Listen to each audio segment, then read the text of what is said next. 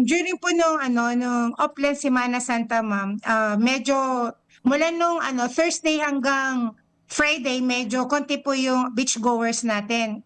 Lumaki na lang siya nung Saturday at Sunday. Mhm. Kaso ma'am so ang mga incidents po namin noon nung mula nung Holy Week, karamihan mga missing child tapos natagpuan din namin yung mga parents nila. Mhm. Pero yung nung last Sunday po, kung kailan marami po tayong beachgoers na pumunta po doon, nagkaroon po tayo nag-umpisa po siya ng 6 a.m. ng jellyfish sting po. So, nagkaroon po tayo ng incident ng jellyfish sting. Mhm. Dahil po siguro ma'am, dahil sa maganda yung ng alon, tahimik, pero sobrang init po. So, doon po tayo nagkakaroon ng maraming jellyfish pa ganun po na sobrang mainit at medyo maganda po walang alon po yung sa karagatan po. Doon po sila umaatake yung jellyfish ma'am. Mhm. So, from that po, yes ma'am. Sa data po data po ni Mama, mga ilang kaso po ng jellyfishing na nakita natin over the weekend ho? Nung Sunday lang po ma'am, nagkaroon po tayo ng 25 po na jellyfish sting na incident po. From 5 months, tsaka hanggang adult po. Meron tayong na 5 months na nagkaroon. So, yun po yung isa sa nirush po namin sa hospital. Nung Sunday po ma'am, nung nalaman namin, dumarami na po yung incident ng jellyfish sting. So, tinawagan ko po ang ating manamir at nakipag-coordinate din po ako doon sa mga kasamahan ko na ibang agency like Coast Guards, 104th Army at saka sa PNP na temporary i-close muna namin as early as 3:30 ng hapon po ma'am. Para lang po manan po natin yung incident na lalong marami po yung incident ng jellyfish. Siyempre po ang unang priority po natin is yung safety po ng ating mga beachgoers. Kasi karamihan po ng mga pumunta doon na beachgoers po ay mga bisita po ma'am. As far as Manila po ang mga beachgoers po na pumunta sa bayan po natin. So yun po ma'am, ang ginawa po namin, so yung mga jellyfish sting, mga pasyente, so doon meron po kaming ICP din doon po, meron din kaming IMT po doon, kasama na din po namin ang RHU. So, yung mga nag-worsen, yun lang po yung mga tinakbo namin sa hospital. Pero yung iba naman po, yung mild lang, na-treat po namin at nabigyan din po ng agad ng first aid po sa sa mga pasyente po na naanuan ng jellyfish sting po. Temporary po na, hindi na siya po, hindi na namin in-uplift na po yung closure, pero nagmo-monitor pa rin yung mga bantay dagat natin. Tapos, nabigyan din kami sa social media tungkol sa jellyfish sting na medyo avoid po na muna nila ng swimming kung alam po nila na nangangati sila. And also po, nag-aral po kami ng mga silent spot kung alam po nila na medyo pag mainit na is huwag na muna sila magsiswimming.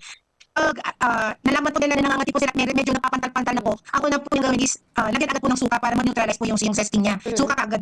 After which, pero pag nag-worsen na po, siguro kailangan na pong tumakbo sa hospital at wag na lang pong hintayin na po sila ng shortness of breath kasi medyo delikado po pag jellyfish po talaga. Yun po ma'am. Yes po, visible din naman po ma'am. Visible naman po.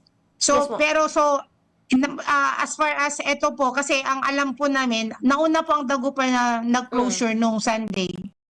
So aware naman po sila, at hindi naman lang naman po dito sa Dagupan Benmale, as far as dyan din po sa mga ibang coastal town po, talagang meron po ng presence ng jellyfish po ma'am. So aware naman po naman siguro sila through media at nag-ano rin po naman kami sa social media about itong nangyayari na umaatake po yung jellyfish. Ito pong kasagsagan ng init po. So siguro naman po mamomonitor po nila dahil na talagang wag muna po sila pumupunta ng dagat po.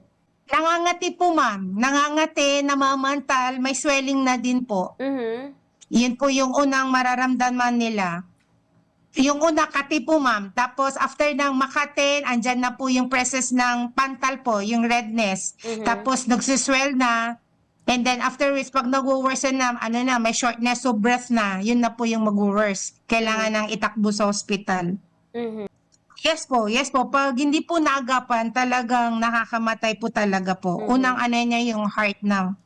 Yung 5 months old, binusan lang po namin agad ng suka, tsaka tinakbo na agad namin sa hospital. Hindi na namin po hinintay na nakakalat pa. So, kaya first aid, nilagyan na agad namin ng suka at habang nilalagyan ng suka, diretso na po sa community hospital po ma'am, sa Lingayen po. Yun ang pinakamalapit na hospital po dito sa coastal area.